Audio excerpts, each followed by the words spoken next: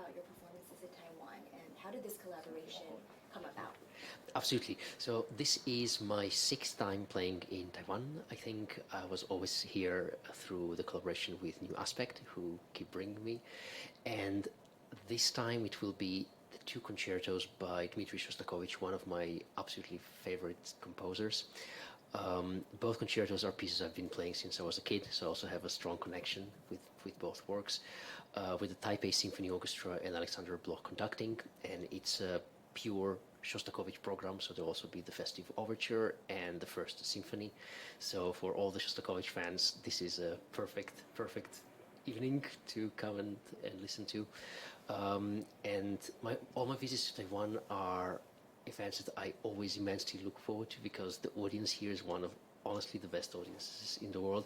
They're so warm, so enthusiastic, also knowledgeable, and every time I think about going to Taiwan, it's always with a sense of joy and excitement. Why did you choose these pieces? Absolutely. So over the last visits, we always had a double bill. It says we had two concertos. So we did first a combination of Rachmaninoff and Prokofiev, then another pure Rachmaninoff evening with two works, and then we thought what other combination we could do, and then we thought about the two Shostakovich concertos. And even though are both by the same composer, they are extremely different. There are 25 years apart, so very different parts of his life, and their musical language is quite different, so they are a very good combination.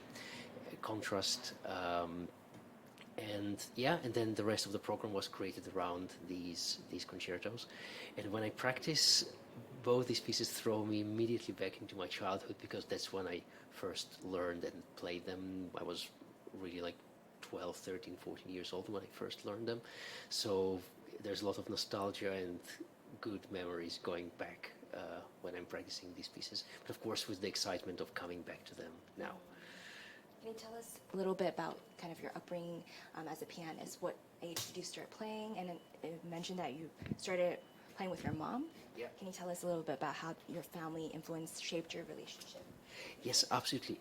I come from a family of musicians. My mom is a pianist, my grandma was a pianist, my great-grandma was a piano teacher, and we always had a piano at home. And at the age of 5, I asked my mom to teach me, and she said no, because she said later that we had too many pianists in the family, and she thought that it's a challenging life and that I should be doing something else. But I was really stubborn, because the piano was there and I really wanted to play it in a kind of irrational way. As a kid, you just want something. And after a few weeks of me pestering my mom, she finally gave in and she started giving me lessons. So in that sense, there was never any pressure from the side of my parents to play. It's always my own idea, and if anything, the pressure came from me. And since then, I've been playing the piano. I also tried the violin, but that went very badly. Whereas with the piano, it was always fun and joyful and exciting. And to this day, the piano remains my favorite place in the world. It's where I feel the most at ease, the most safe, I would say. And yeah, and then I gave my first concert at the age of 7, and I was working professionally from the age of 8, and then since then it's just been continuing. So there was never any moments where I made a decision to become a pianist, because I was just doing it. You've won many awards around the world, and do you have any other future goals or projects you're looking forward to? Projects for sure. So with competitions, I'm done. After winning the Queen Elizabeth competition in Brussels in 2013, that really gave a big push to my career. So I won't participate in any more competitions. Projects I have all the time. So my entire musical life over the last 6 years was all around big repertoire projects. I did the 32 Beethoven sonatas during the Beethoven year 2020, which then became the pandemic year. I did the 2-year project of the complete works of Maurice Ravel. I did the year of Chopin, and now for the next 2 years I'm exploring the music of Johann Sebastian Bach.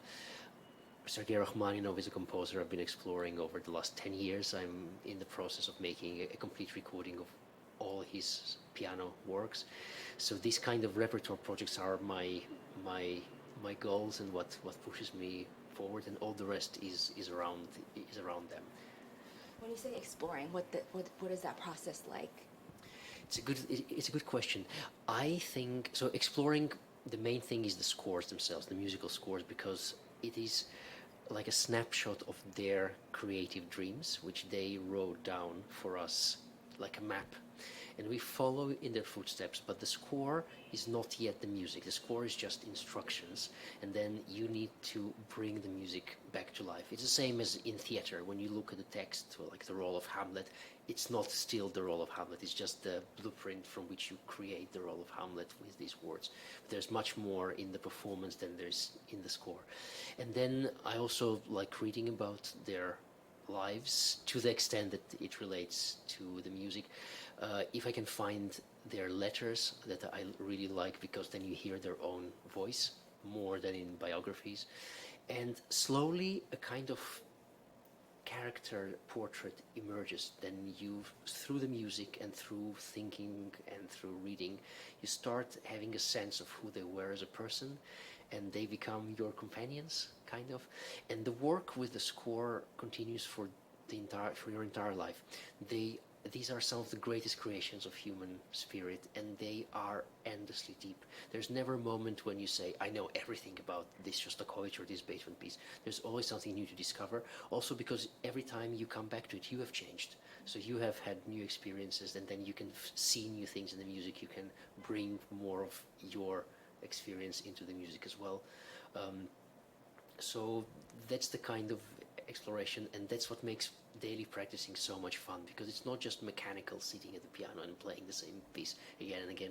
It's a real kind of, I would almost say, dialogue between, in a way, the composer cannot talk back, but they put everything they wanted to say in the score.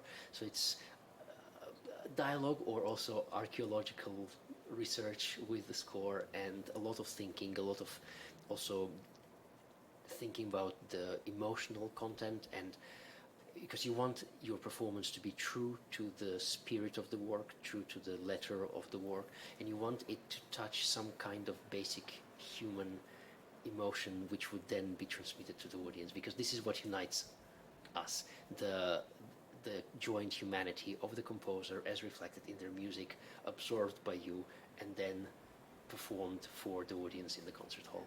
That makes sense. How about for this concert then? What kind of emotions do you hope to? Oh, a lot.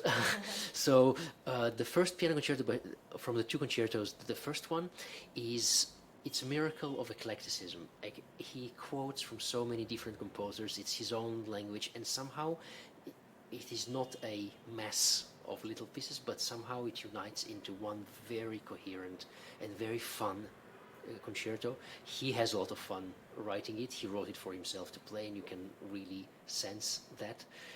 The second concerto is very different. He wrote it for his son, Maxim, who was just finishing his piano studies in Moscow, so it was his graduation piece.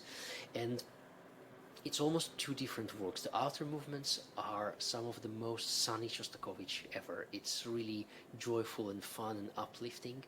And the middle movement, which is maybe the most famous of all the piano music which he has written, it's a very rare moment of Shostakovich without a mask, when you really see his inner world, because he took a lot of care to protect this world from others, and often his music is ambiguous or ambivalent and is open for anyone to interpret in very different ways. But that particular movement, it is so humane, so sad, in such a profound way. The piano, when it comes in after the orchestral introduction, it's like a ray of light in C major, but then the same music comes in the end in C minor, and it's like this ray of light was extinguished. And it's not some kind of effect which he's trying to create. It's just, I really feel it's so genuinely pouring out of him. I find it really, really moving. Thank you so much for your Thank you. Thank you, and we hope